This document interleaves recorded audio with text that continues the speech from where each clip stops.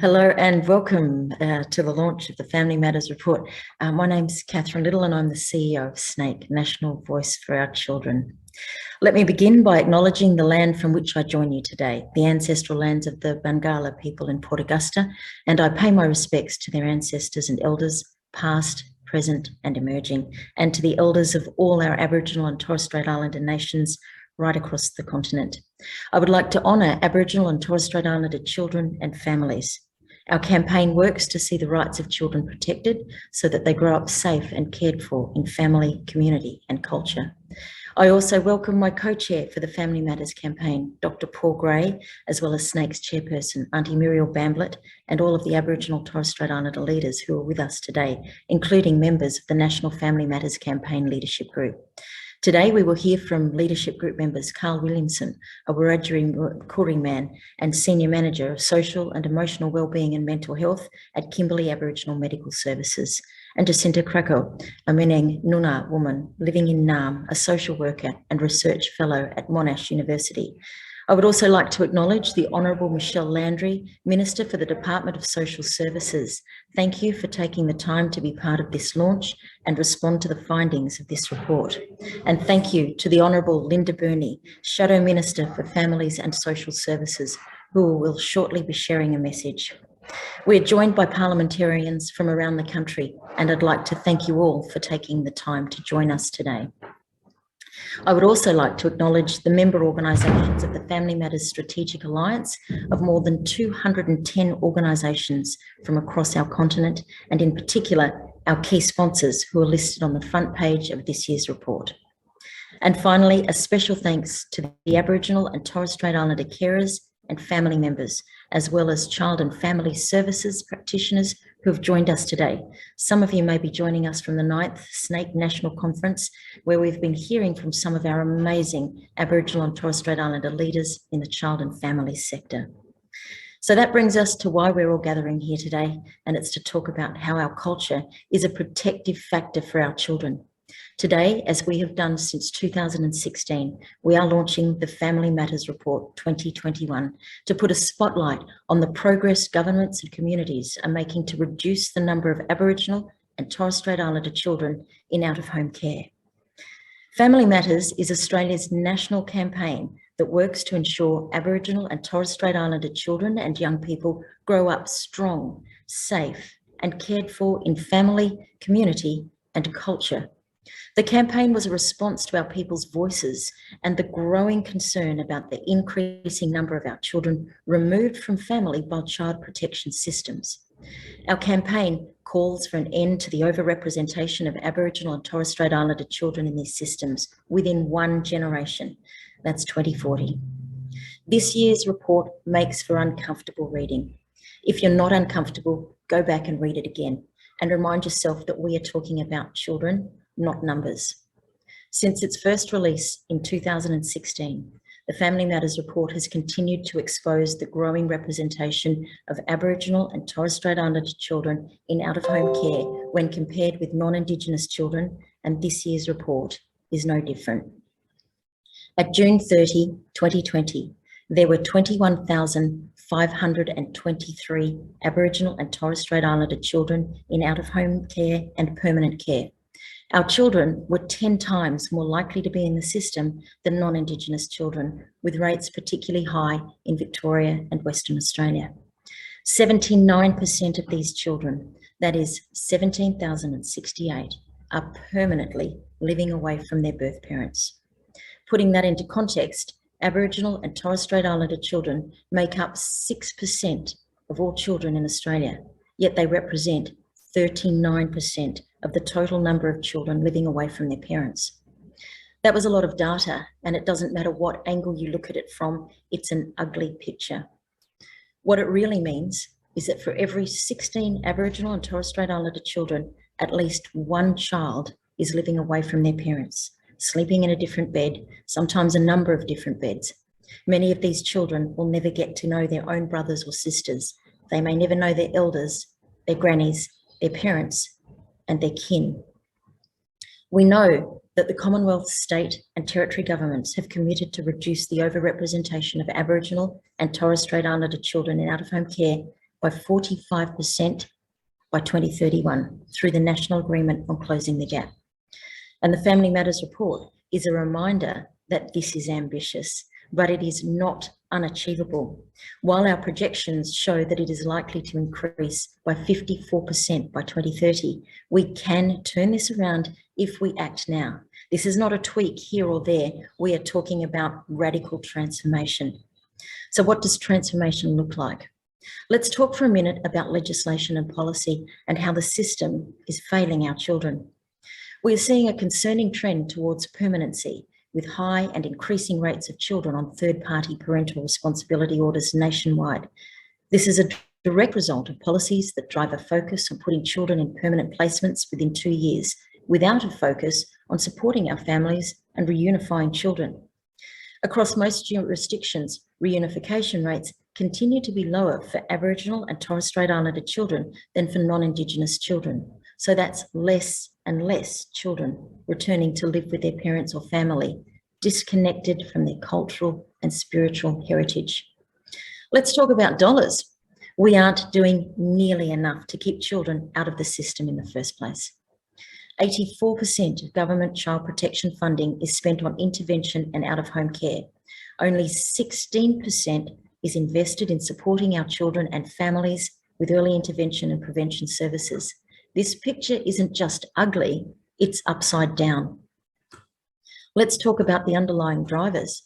We can't ignore that many of our families are impacted by poverty, homelessness, intergenerational trauma, and social exclusion, impacts that have become even more profound as the result of the COVID-19 pandemic. We can flip this, can't we?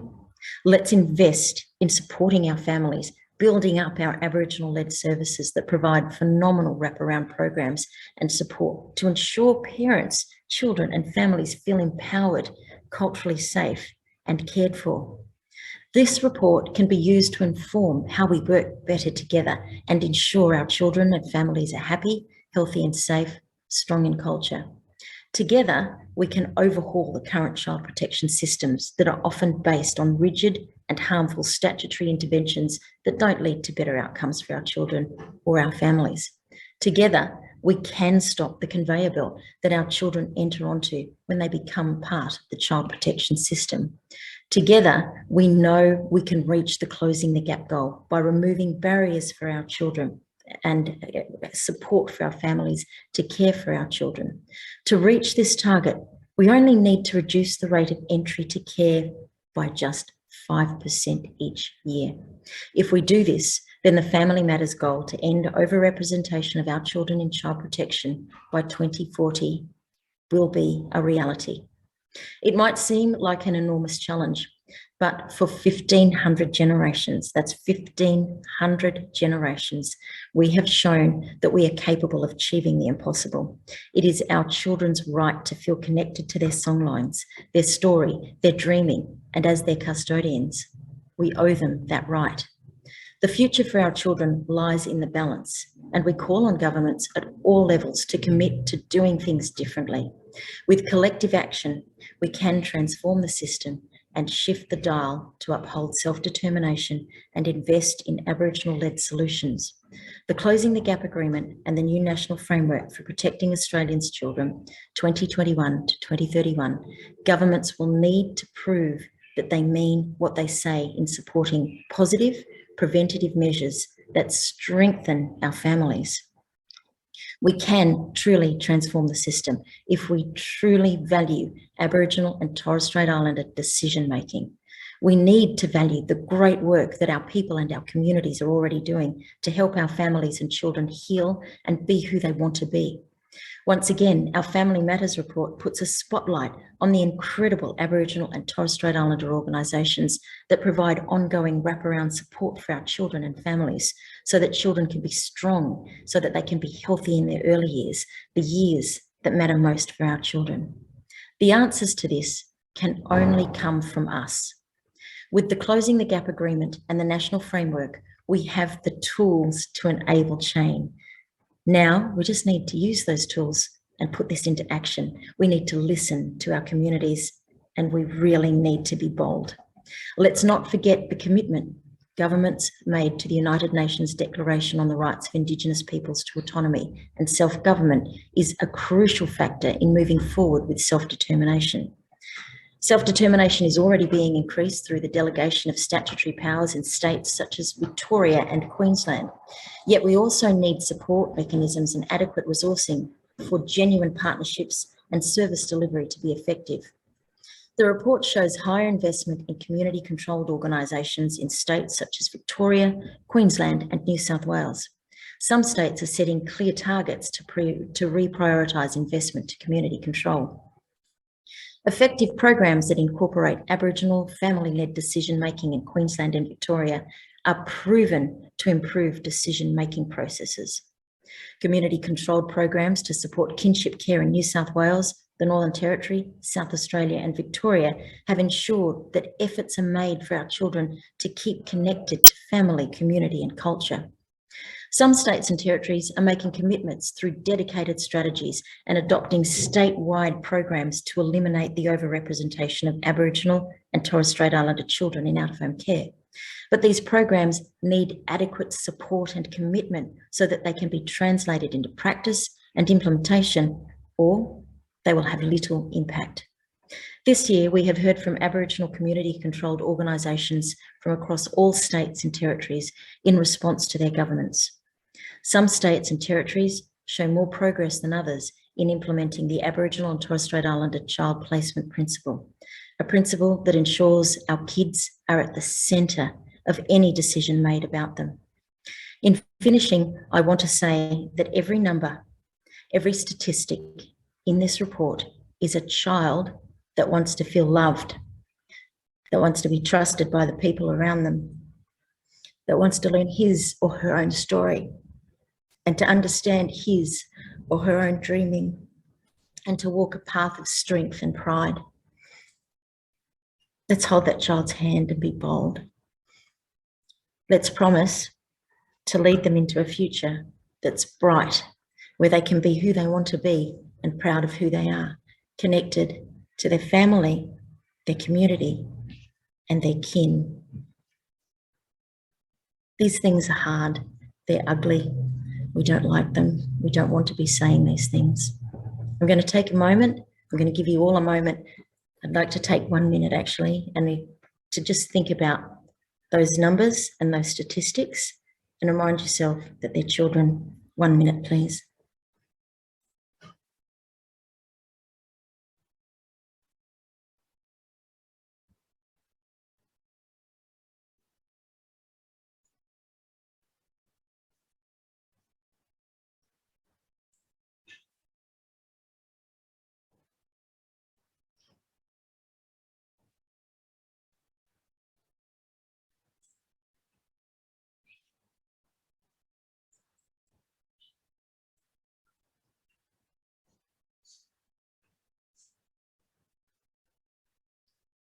I'd now like to introduce the Honorary Michelle Landry, Minister for the Department of Social Service, with this message for you.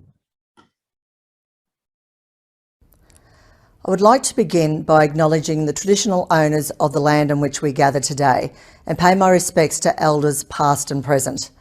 Congratulations on the 2021 Family Matters report, and thank you for giving me this opportunity to speak about what is crucially important issue, the ongoing overrepresentation of Aboriginal and Torres Strait Islander children in out-of-home care. The federal government shares your concerns because these statistics are unacceptable. It's as simple as that. Family Matters shed a light on the need for strong and decisive action to turn this around, and that's what the government is doing. This year we have announced important measures to help reverse these child safety trends. And a crucial element of this is by directly involving Indigenous leaders in both planning solutions and delivering those solutions. I'm convinced that together we can change the trajectory. Securing major progress in improving outcomes for Indigenous kids and their families is entirely possible, but it will take an enormous effort from all of us to get there. I can assure everyone here today that the federal government, for our part, is stepping up to this challenge, because achieving Target 12 under Closing the Gap is a commitment that we must tackle head on. And that's why we are investing $98 million in 4 new measures to help reduce the numbers of Indigenous children in out-of-home care. Importantly, this includes $3.2 million to increase the involvement of Aboriginal community-controlled organisations in the family sector. This measure recognises that Indigenous leadership and connection to culture are absolutely crucial to finding real and enduring solutions for at-risk Indigenous children and their families. This approach represents a major policy shift in line with our commitment to Closing the Gap reforms. This same vital shift also underpins a crucial piece of work that we are on the verge of finalising, which is called Safe and Supported, the National Framework for Protecting Australia's Children 2021-2031.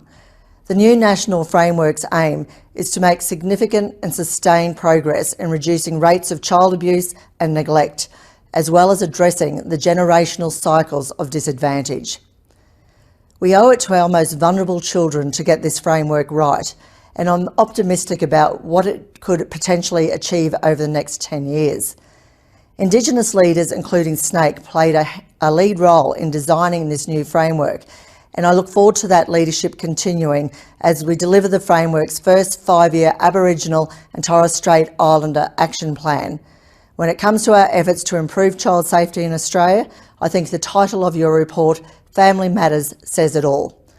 A strong, safe and secure family is where kids are nurtured and grow up to be confident, happy and healthy adults. Family Matters recognise that family is where children first learn about their culture and how to be proud of their identity. And this is reflected in the new national framework's aim to strengthen the child placement principle. This includes identifying, implementing and reporting on active efforts across each of the principle's 5 elements. You can be assured that the insightful content of the Family Matters report guarantees that the importance of family is kept before policy and decision makers.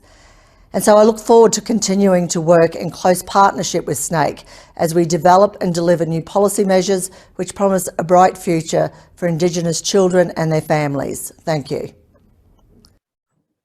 And that was the Honorary Michelle Landry, Minister for the Department of Social Services. I'd now like to introduce you to Karl Williamson from our Family Matters Leadership Group. Karl is a Wiradjuri man from central New South Wales. He is the Manager of Social and Emotional Wellbeing at Kimberley Aboriginal Medical Service. And prior to this, Karl worked in the child and family space, having sat on the Family Matters Leadership Group for a number of years. He is a strong advocate for his people, and more important than any of that, he is a father and supportive partner. Karl, I'd like to introduce you, please. Thanks, Catherine. I'd feel more heartwarmed about those words if I hadn't written them myself. I'd like to acknowledge, before I start, that I'm calling in from beautiful Yari country in the Kimberley region. And I'd like to acknowledge their elders, as well as my Wiradjuri elders back home, and my mum, who's been texting me, who's calling into the report launch.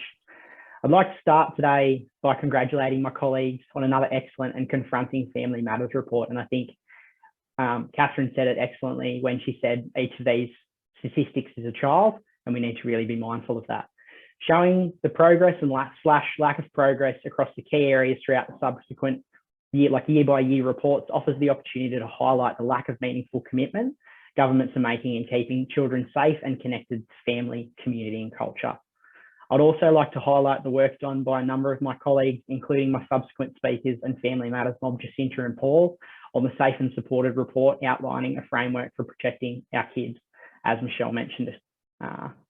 Finally, I'd like to thank SNAICC and their leadership for their strength in negotiation alongside the Coalition of Peaks in negotiating the Closing the Gap agreement, including reducing the number of children in care by 45% by 2031.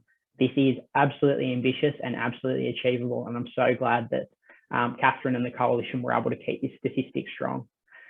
I don't think it can be said enough that the fact that Aboriginal and Torres Strait Islander children and young people make up 5% of Australia's population, that's being the child and young person population, but 50% of children and young people in out-of-home care. Now, this isn't a stat that my research colleagues Jacynta and Paul would be completely satisfied with its exact accuracy, but it paints a very confronting picture, and it is absolutely real. If you're not confronted by that statistic, and you're not confronted by the statistic in the Families Matters report, as Catherine mentioned, I would please ask you to check yourself and check where you're at, because it's quite frankly, this statistic is disgusting. We cannot accept the unacceptable and must action change. Aboriginal and Torres Strait Islander communities hold the expertise and solutions at all levels. Family and communities have been caring for our children for tens of thousands of years, and our Aboriginal community-controlled organisations have provided a better and more accessible level of care across all sectors, child and family, health or other. Our leaders, such as SNAICC and the Family Matters mob, are leading experts in their field and have a better grasp on any of the problems and solutions than any of you government mob do, not discrediting your place, but this is our space and these are our kids. So with that said, I'd like to draw your attention to Family Matters Building Block 2. Aboriginal and Torres Strait Islander people and organisations participate in and have control over decisions that affect their children. Not a huge ask. Neither are the 3 modest recommendations for this year's report that fall under this building block. Set and implement investment targets to increase investment in Aboriginal and Torres Strait Islander service design and delivery by community-controlled organisations in line with the self-determination and aspirations of communities. Establish and support independent Aboriginal and Torres Strait Islander family-led decision-making models in every state and territory for all families across all significant child protection decision-making points, and expands the delegation of authority to Aboriginal and Torres Strait Islander organisations for statutory child protection functions across Australia. All we want is a little of the control the governments have relinquished from us in caring for our children back. We want a fraction of the funding you feed into a broken system, and we want the opportunity to care for our kids our way. Our communities have the solutions and they are served to you on a silver platter. It's time to action them for the good of our children, for the good of our communities, and for the good of our nation to heal. Historic and present systems have shown that they are incapable of meeting the needs of our children, families, and communities. It's time to let us take control. We don't need fear of relinquishing control, but support and hope to drive change. This if offered to your families, this will improve outcomes. Don't be afraid of giving us control. Don't be afraid of giving families control, support, and hope. It's only the place that we're at now that allows us to accept the unacceptable. We can't shift the bar of ethical practice because of past injustices. 50% of children and young people in care is unacceptable rate. Failure to give communities control of their children is unacceptable, and failing to fund services that can make real change is unacceptable. We have the answers. It's time for action. So with all that said, I'd like to introduce now a video from the Shadow Minister for Families and Social Services and regular speaker at these Family Matters report launches, Miss Linda Burney, with a message on our report. Hi, everyone. Can I firstly, of course, recognise country and thank you all for the important work that you do in the child protection arena. I want to recognise SNAICC and everyone there and everyone that's been involved in putting together the Family Matters report. What is fantastic about the work is it outlines what the issues are, issues we know so well: overrepresentation, poor placement principles, a waning interest in the child placement principle, and the list goes on. But what's so important about these reports is that it's not just about what the issues are, it is actually the solutions as well. And for that, I thank you very much. I know how tough this work is. I, like you, am alarmed at the increasing number of First Nations children in the out-of-home care system. But as I say, this report provides solutions. It talks about things like self-determination. It talks about the importance of data. It talks about the way in which systems ought to respond and can respond. It provides the solutions. and it is now incumbent on governments to look at those solutions at the federal and the state level to recognise that there is an emerging urgency, an emerging major issue with the number of Aboriginal children going into care. The projections are frightening, and this report outlines that very clearly. It is the responsibility of governments, both at the federal and the state level, to take on board what this report provides and to make sure that those numbers are going down, not going up.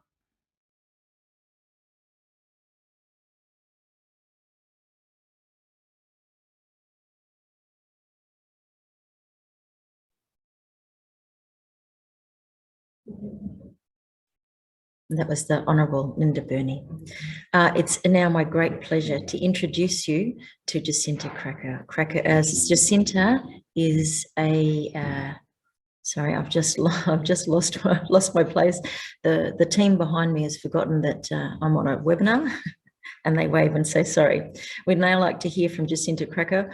Jacynta is a Meneng Noongar woman living in Naarm. She is a social worker and research fellow at Monash University and also a member of the Family Matters Leadership Group. Jacynta, over to you. Welcome. Thank you, Catherine. As a Meneng Noongar woman, I want to begin by paying my respects to country, to the traditional owners of Naarm, where I sit today and live and work, the Wurundjeri peoples of the Kulin Nations, and pay my respects to their elders, past and present, as a guest on their sovereign nation. I'd also like to take a moment to give a shout out to my elders and Noongar family over in Western Australia. This year's Family Matters report shines a spotlight on several urgent issues that require action. But the one that strikes me as a PhD scholar who has spent the last 5 years studying cultural connection is the finding that more Aboriginal and Torres Strait Islander children are at risk of being permanently disconnected from their First Nations families, communities, countries, and cultures than ever. Reunification rates are lower for Aboriginal and Torres Strait Islander children. Only 42% of Aboriginal and Torres Strait Islander children live with First Nations carers. And to reiterate a well-worn refrain, overrepresentation continues to grow. At the same time, the number of adoptions on the last 5-year period has nearly doubled.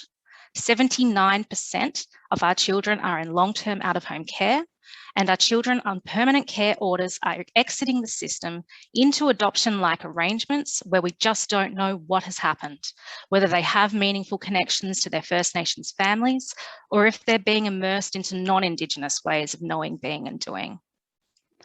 In my PhD research, where I spoke to young people who had exited out-of-home care via permanent care, regular meaningful contact with Aboriginal and Torres Strait Islander peoples and cultures in their day-to-day lives was often lacking. Legal permanency existed to the neglect of cultural permanency. Our children, as sovereign First Nations children, exist in the world in relation to their families, communities, countries, and the world around them, as a relational people who have distinct cultures and traditions that they need to be immersed in. Our children deserve to learn, whether they grow up in out-of-home care or not, what it means to be an Indigenous child according to Indigenous notions of relationality that teach them who they are, where they belong, and who they belong to. This is so important to our children's long-term health and well-being, for their identity development and their sense of self. But it's not just the right of our children to develop and maintain meaningful cultural connections. It is the right of our communities to raise our children according to our Indigenous ways of knowing, being, and doing, to immerse our children in their cultures, to know their families, their stories, their traditions, their peoples, and their countries, and to understand how they are connected relationally to a beautiful web of living and non-living beings. Yet when our children are removed from their families and placed into long-term out-of-home care in exceeding numbers, often with non-Indigenous carers, including their non-Indigenous family, and taken at a young age, increasingly as bubs in the hospital, they may never have had a chance to be immersed into their First Nations cultures. This has resonance with the stolen generations. It is creating the risk, not just of permanent disconnection, but of assimilation. And any efforts to ameliorate this and foster cultural connection within out-of-home care systems are a form of risk mitigation against the group harm that is enacted against our Aboriginal and Torres Strait Islander peoples through the continuing disproportionate removal of our children. And this is because child protection and out-of-home care systems risk permanent disconnection from culture by design in removing our children from their families, communities, and cultures in the first instance. They create cultural disconnection.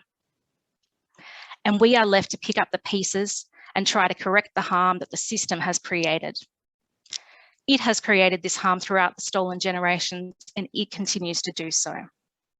Cultural connection is not just a human right of our children, but the right of our communities to survive and thrive as a culturally distinct sovereign group of peoples from diverse nations, customs, and traditions. Our children are key. We need to raise our children according to our ways of knowing, being, and doing. But too often we are not being afforded these opportunities when our children are taken by child protection and grow up in out-of-home care.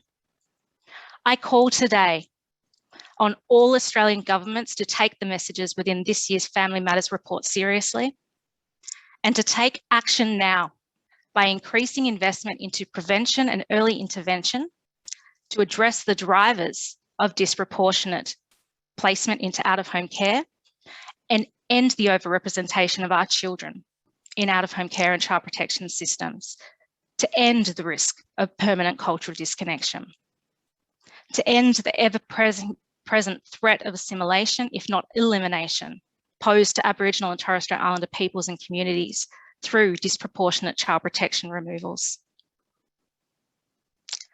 SNAICC and the Family Matters campaign want to work with all Australian governments to implement solutions to the overrepresentation crisis.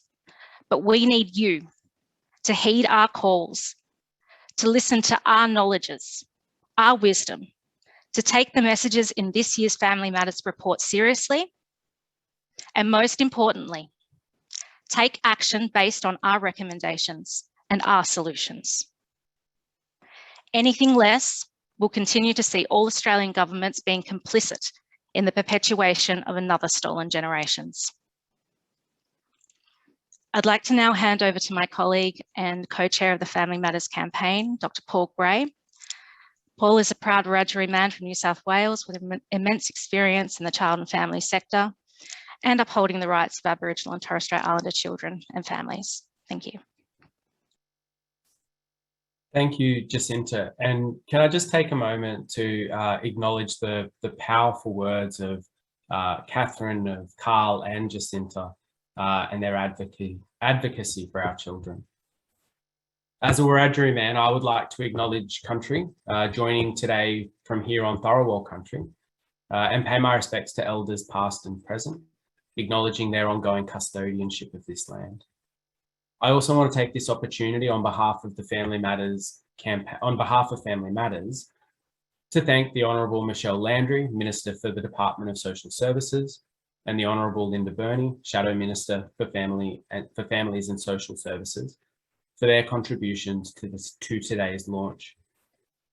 I want to acknowledge the work and commitment of the SNAICC team, their chair, Auntie Muriel Bamblett, their CEO and my Family Matters co-chair, Catherine Liddle, the Family Matters National Leadership Group, and everyone who has contributed to the development and publication of this report, an annual production that intends to elevate both the issues and the solutions to this critical human rights challenge. Thanks also to my colleagues Karl and Jacynta for sharing their thoughts today and their tireless advocacy for our children and families. Finally, I would also like to thank all of the members and signatories, supporters and sponsors of the Family Matters campaign for their ongoing support. The events of the campaign would not be possible without you. And if you would like to lend your voice to support the campaign, please check out our website. Child protection systems across this country have a long and deeply distressing record of intervening in the lives of Aboriginal and Torres Strait Islander children and families. The impact of this intervention across the lives of our children and echoing down the generations reinforces the need for change in securing our children's futures, where all of our children are nurtured, safe in family, community, and culture. The Family Matters campaign provides a clear roadmap for this change. Our building blocks represent the foundations for a transformed child and family system that is about strengthening rather than severing families. And through this annual report, we shine a light on progress towards that future. As we have heard, the statistics, again, sadly, provide some sobering reading. And I acknowledge the frustration and the heartache of our communities, often led by our grandmothers and our aunties, who continue to call for change, but don't see nearly enough. The evidence is clear. Child protection systems disproportionately target and intervene in the lives of Aboriginal and Torres Strait Islander children, and that overrepresentation continues to rise. There are limited efforts to address the structural drivers of risk, to support families facing poverty, inequality, managing mental health, or living with a disability. Removal and disconnection continue to be framed as solutions, including the increased use of permanent care orders, while the proportion of our kids placed with Aboriginal and Torres Strait Islander carers continues to fall. Of those children removed, 1 in 5 are removed in the first year of life. Family supports, particularly those designed and delivered by Aboriginal communities themselves, continue to be under-resourced, attracting just 16% of child protection investment. Our children are less likely to be reunified with their families. The Family Matters report again makes it clear that we have a lot of work to do. If we fail to change course, if governments continue with the current approach, the number of our children in care will rise by a further 54% by 2030. It also shows us, I think, the importance of the nature of the relationship between governments and our communities. The report includes input from governments about the steps that they are taking to change this trajectory, and importantly, a platform for communities to provide their response from their perspective about those efforts and how their voices have been heard. And I think one theme that perhaps emerges when we look at that is the apparent disconnect sometimes between how governments report their progress and the community assessment of how those efforts are going. Where this gap is largest, we are more likely to see strained relationships between our communities and child protection authorities. While there may be commitments to recognise self-determination, perhaps even reflected in legislation, communities report little application in systems and practice in reality. Approaches to reform continue to be characterised by consultation and participation, standards that have been clearly and repeatedly identified as ineffective and insufficient for more than 2 decades. At its worst, we see the persistent paternalism that has characterised intervention in our families, often with limited or no oversight or accountability back to community. But where this gap is smallest, we tend to see regular and robust dialogue between communities and governments. We are more likely to see the development of structures and processes with an effort to translate commitment into action. We see some recognition of community perspective, of efforts to stretch beyond mere consultation or participation, and to explore how to return authority to communities to enable community and family decision-making. We also tend to see greater transparency of those systems. Now, this is not to say, as I think the report card makes clear, that any jurisdiction is doing well. There is, as I said, a lot of work to be done. And the report touches on some of those efforts, some of those examples of innovation and of great practice led by our communities. But the stance that governments take, their commitment to genuinely partner with and empower communities, provides, I think, an essential basis for progress. If things are to change, we need governments to step up by stepping back. The transformation of child protection systems that Jacynta called for will take time, but that is why we must make those urgent changes now. There are opportunities. As we've heard, there are examples of good processes and practices included in the report.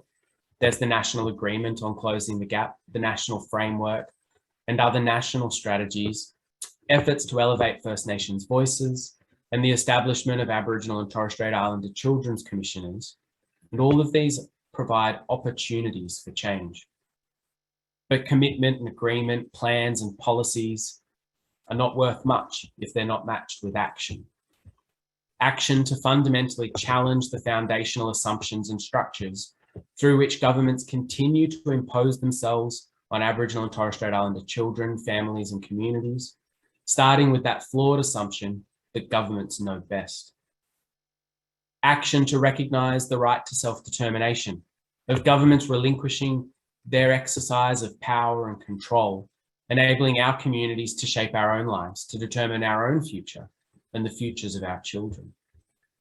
Action to transform systems to focus on prevention and healing, investing in community-led approaches that support our children and families to thrive, rather than perpetuating removal and trauma. Action to ensure, as Catherine and Jacynta powerfully said, that our children remain immersed in their culture, that they enjoy their right to those connections that make them who they are, that tell them their place in the world. An action to establish strong oversight and accountability mechanisms that centre our children and our aspirations for them. Mechanisms that value our children's cultural rights, that understand that connections to family, to community, to culture, to country are not simply beneficial conveniences, but critical foundations for their lifelong well-being. Without these actions, the worrying projections of the Family Matters report will become our reality. It is our responsibility to work with urgency and courage to do different so that things will be different for our communities, for our families, and most importantly, for our children. So thank you again to our special guests, Minister Landry and the Honourable Linda Burney, to the SNAICC team, and the Family Matters campaign, to our supporters and sponsors, and to all of you for joining us today. I hope that you will take this opportunity to look through the report and use it to drive the sort of change that Catherine, that Jacynta, that Karl, and myself, and that the report calls for. Thank you. Thank you, Paul. What a lovely way to finish up. Thank you, everyone, for joining us. Go forward with courage. Always an absolute pleasure to be in the room with Paul and Karl and Jacynta. Just a privilege every single time. For those of you who have registered for our conference, we look forward to seeing you after this break at 2 p.m. for our closing plenary. It's been an amazing couple of days showcasing and discussing your work and launching the Family Matters report. I'll see most of you soon. Thank you.